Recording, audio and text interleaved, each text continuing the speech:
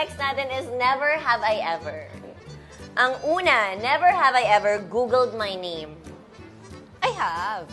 Ginugol. Oo, every time. Dahil? Kasi gusto ko maging self-aware. Di ba? Yung bigla ko na lang malalaman sa ibang tao na may chika about me. Tapos hindi ko alam. So, paano ko sasagot, di ba? So, Ano yung pinaka-chika na parang naapektuhan ka talaga? naapektuhan hindi naman masyado, pero medyo redundant. Medyo paulit-ulit. Yung break na kami ni Jack, parang laging ganon.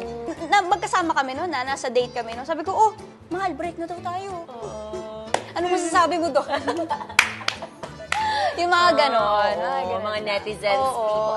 yung madaming opinion. Yes, oo. Yun lang naman. Pero hindi naman ako na-apektuhan. Apektuhan. Gusto ko lang maging self-aware and minsan, pag magaganda yung nababasa ko, syempre, kahit paano, gusto ko Nakaka-boost, naman. di ba? Oo, In a way. yes. Yung pagpagod ka na, di ba? Tapos parang, ay, worth it naman pala yung pagod ko. Oo. Kasi ito pala yung sinasabi nila about me. Ang galing. Ang galing mo naman. Ilan taon ka na ba? 72. Full experience ka na Oo, pala, girl. yes. Oh, nakabalik na nga ako. Nakalahati mo na Oh, yung yes. buhay. Ako ay 26. Oh, parang 26 ang dami mo na experience in life. Love it. Salamat. Palakpakan. Thank you so much.